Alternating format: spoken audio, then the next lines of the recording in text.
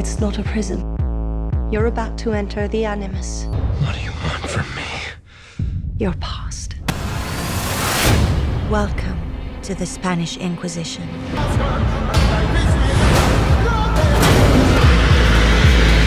We work in the dark to serve the light. We are assassins.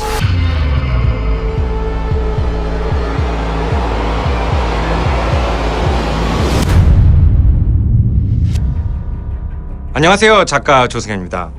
2017년 1월 우리를 찾아올 영화 어쌔신 크리드. 저는 굉장히 기대하고 있는데요. 여러분도 기대하고 계실 거라고 생각이 됩니다. 제가 이 영화를 손에 땀을 쥐고 기다리고 있는 이유는 제가 정말로 좋아하는 역사적 사실이 배경이 됐기 때문에 그래요. 바로 중세 스페인의 역사죠. 이 영화는 물론 화려한 액션이 주가 되어 있지만 화려한 액션이 펼쳐지는 그 뒤에 여러 문화, 예술, 역사적 보물들이 숨어 있습니다. 옛말에 아는 만큼 보인다, 또 보이는 만큼 느낀다, 이런 말이 있죠. 여러분도 이 영화를 재밌는 이야기뿐 아니라 조금의 역사적 사실로 무장을 하고 가서 보시면은 훨씬 더 중세 스페인의 분위기에 흠뻑 빠져드실 수 있을 것 같아서 제가 중세 스페인에 대해서 알고 있는 걸 여러분과 조금 나누려고 오늘 이 자리에 섰습니다. 알면 알수록 더욱 재밌는 영화 어쌔신 크리드 이야기 지금 시작합니다. 어딘가 고독해 보이는 이 남자, 바로 이 영화의 주인공 칼럼 린치입니다. 칼럼 린치는 어린 시절에 어떤 트라우마가 있습니다. 칼럼 린치가 어렸을 때 정체 모를 무력 집단에 의해서 아버지가 납치가 된 거죠. 근데 아버지가 납치돼서 사라지기 전 아버지는 칼럼 린치한테 두 마디의 굉장히 미스테리한 말을 남기고 가는데요. 그 중에 하나는 너의 몸속에 흐르고 있는 피는 너의 것이 아니라는 말이었고요. 두 번째는 그림자 속에서 살아라 라는 말이었습니다. 칼럼 린치는 이런 경험이 있기 때문에 정상적인 사회생활을 하지 못하고 범죄의 길로 빠져들게 되죠. 범죄의 길로 빠져들게 된 칼럼 린치는 결국 사형수가 됩니다. 예정대로 사형 집행이 이루어지게 된 순간에 그는 갑자기 인생의 전환점을 맞이하게 되는데요. 사형되었어야 할 그가 어느 병실에 살아서 깨어난 겁니다. 칼럼 린치는 순간 이 모든 상황이 이해가 가질 않습니다. 감옥도 아닌 곳에서 자신을 살려두는 것 자체도 혼란스럽고, 근데 이곳은 앱스테르고 인더스트리라는 거대한 기업의 재활병동이었습니다. 근데 그들은 왜 칼럼 린치를 이곳에 데리고 온 걸까요? 이 앱스테르고 인더스트리 사람들은 갑자기 혈통 이야기를 꺼내면서 칼럼 린치가 알지도 못하는 조상과 유전자 메모리, 이런 이야기를 하기 시작하는 거죠. 그의 과거가 필요하다, 이런 말을 하면서 말이죠. 앱스테르고 인더스트리는 사람의 DNA에서 잠재되어 있는 조상의 기억을 실체화시키는 기술을 개발한 거예요. 바로 그 기술들을 융합시켜서 애니머스라는 기계로 탄생시켰습니다. 그들은 칼럼 린치 안에 잠재되어 있던 500년 전의 조상 아길라라는 암살자의 DNA를 칼럼 린치에게서 찾았고, 칼럼 린치와 아길라를 동기화시키는데 성공하게 됩니다. 숨겨져 있던 잠재 DNA가 활성화되면서 칼럼 린치는 점점 암살자의 혈통에 눈을 뜨게 되는 거죠. 그렇게 그는 칼럼 린치이면서 또 아길라로 새로운 인생을 경험하게 됩니다. 현재와 과거를 넘나들면서 말이죠. 이들은 애니머스라는 기계 시스템으로 사람의 유전자에서 전생의 비밀은 물론 그들의 기억까지 엿볼 수 있도록 만들었습니다. 근데 과연 이런 일이 실제로도 가능할까요? 우리가 배운 생물학적 정설로는 불가능하죠. 오거스트 바이만의 쥐꼬리 실험이 보여주듯이 우리 생애 동안의 습성은 유전이 되지 않는다고 우린 배웠죠. 하지만 최근 유전학 연구는 또 많은 발전을 이뤘습니다. 가령 한 설에 의하면은 우리의 DNA는 우리가 진화해오면서 가지고 있는 모든 요소들이 스위치판처럼 나열이 되어 있고, 이 스위치가 켜지거나 꺼지거나 하면서 우리를 만들어낸다라는 이런 이론도 나왔죠. 70년 전까지만 해도 우리는 DNA라는 게 있다는 사실도 몰랐고, 400년 전까지는 세균이라는 게 존재하는 것도 몰랐단 말이에요. 하지만 현재는 그것과 관련돼서 수많은 연구와 개발이 이루어지고 있는 것처럼 DNA를 읽어서 조상의 기억을 파헤친다? 그리 먼 미래에 일어날 일이 아닐지도 모릅니다. 이렇게 칼럼 린치는 자신에게 잠재된 조상의 기억 속으로 시간여행을 떠나게 됩니다. 또 하나의 현실로 가게 되는 것이죠. 이 영화상의 암살단은 실제로 역사 속에 존재했던 한 집단에서 모티브를 따왔습니다. 정통 이슬람에 반대하는 의견을 가졌던 하시신이라는 사람들이죠.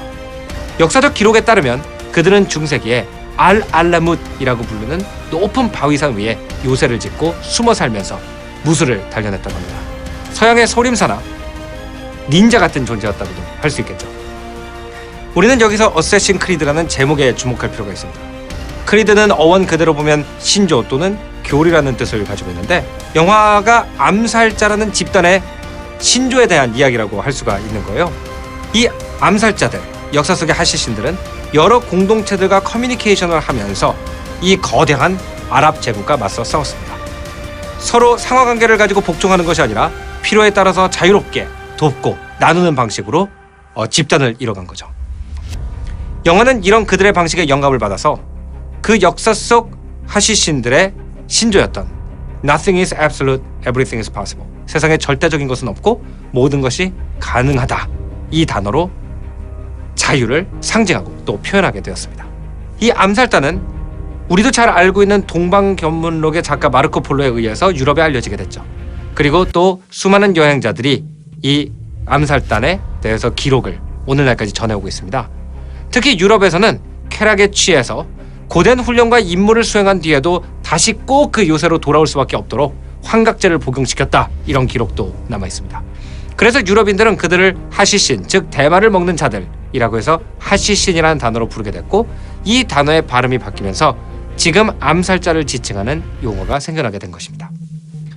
역사 속 하시신은 시간 속으로 사라져버렸지만 영화 속의 암살단은 500년 전부터 어느 한 집단과 계속 전투를 하고 있습니다. 바로 템플 기사단입니다. 템플 기사단은 역시 십자군 전쟁 시대 역사 속에 있던 조직이죠.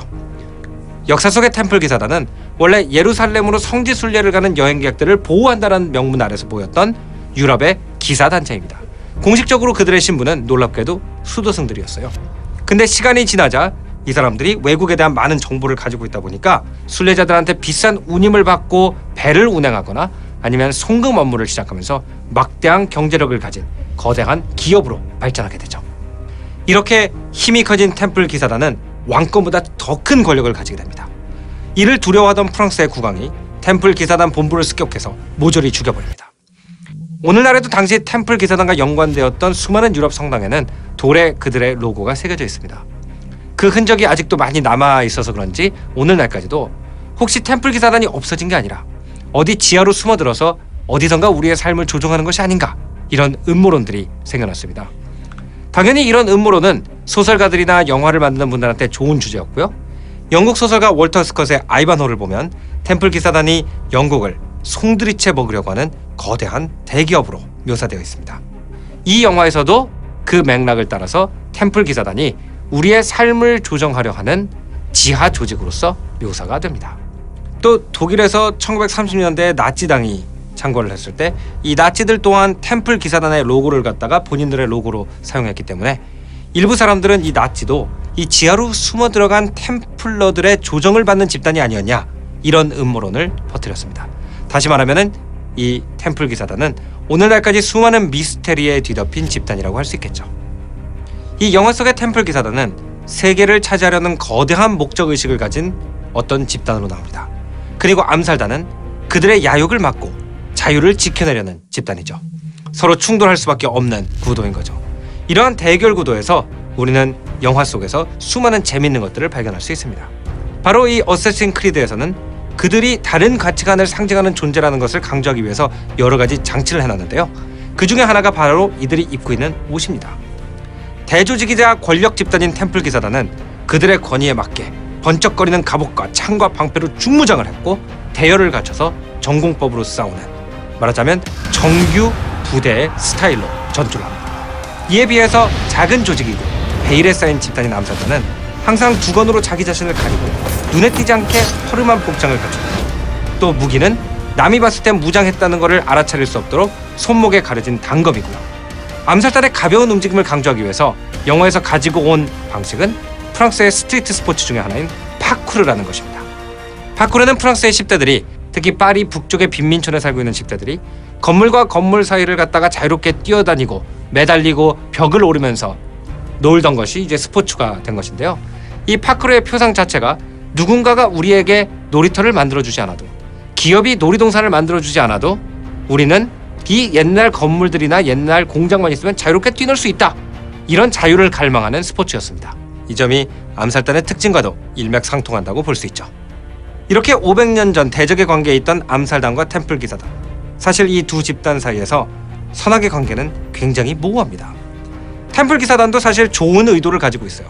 이 사회에 폭력을 없애는 것이 템플 기사단의 목적입니다. 근데 방법이 문제죠. 이 사회에서 폭력을 뿌리 뽑기 위해서는 인간에 내재되어 있는 공격성 자체를 뿌리 뽑아야 된다, 이렇게 생각을 하는 겁니다.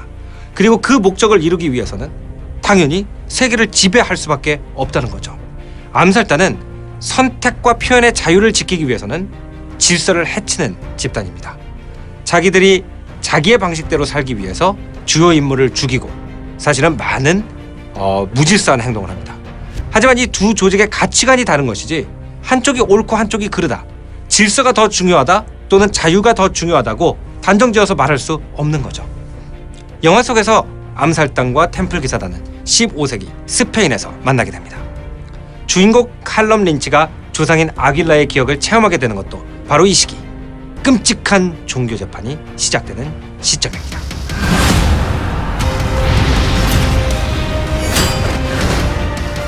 중세 유럽 역사 최고의 오점이라면 종교 재판과 마녀 사냥으로 이어진 집단 히스테리를 빼놓을 수 없겠죠. 흑사병, 기근, 질병이 있을 때마다 중세 유럽 사람들은 약자인 여성, 아이, 외국인들을 고문해서 내가 악마와 내통했다라고 자백을 하게 만듭니다. 그 다음에 그 사람들을 공개적으로 불태워 죽이면서 동네 사람들이 광분하던, 이 인간의 가장 추악한 모습을 보여주던 이 끔찍한 중세 역사의 흑점, 이것이 바로 종교재판인 거죠.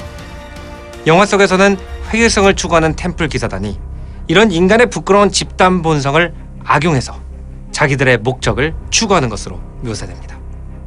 사실 스페인은 15세기까지만 해도 종교의 자유가 완전히 보장돼 있는 곳이었습니다. 그곳에서 많은 아랍인들과 유태인들 그리고 기독교인들이 자유롭게 섞여서 살았습니다. 그들은 그 자유 안에서 스페인의 찬란한 예술과 건축 양식을 발전시켰고 철학과 문학을 꽃피웠어요. 각 종교의 철학자들이 모여가지고 자유 토론을 벌이기도 했죠.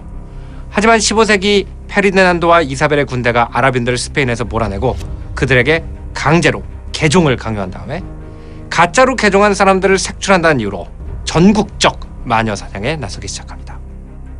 결국 이 마녀 사냥의 여파로 이웃이 이웃을 고발하고 가족이 가족을 고발하고 자기만 살겠다고 상대편을 마녀라고 모함해야 할 수밖에 없는 그런 공포 정체의 시대가 열리게 되는 거죠. 흥미로운 사실은 이 영화의 종교 재판장의 모습을 보면 현대에 전해지는 스페인 종교 재판의 그림들과 똑같이 만들었다는 겁니다. 그만큼 감독이 신경을 써서 15세기 스페인의 모습을 사실적으로 표현했다고 볼 수가 있겠죠. 영화에서는 종교 재판 역시 템플 기사단의 음모입니다. 이걸 막기 위해서 칼을 뽑았던 암살자 조상 아귀라를 통해 역사 속 가장 끔찍한 시대 한복판에 던져진 칼럼 린치에게 도대체 무슨 일들이 일어날까요? 자, 이렇듯 영화 어쌔신 크리드는 인간의 집단적 광기에 대한 여러 위협들이 세계에서 울려 퍼지는 지금 많은 시사점을 가진 영화입니다.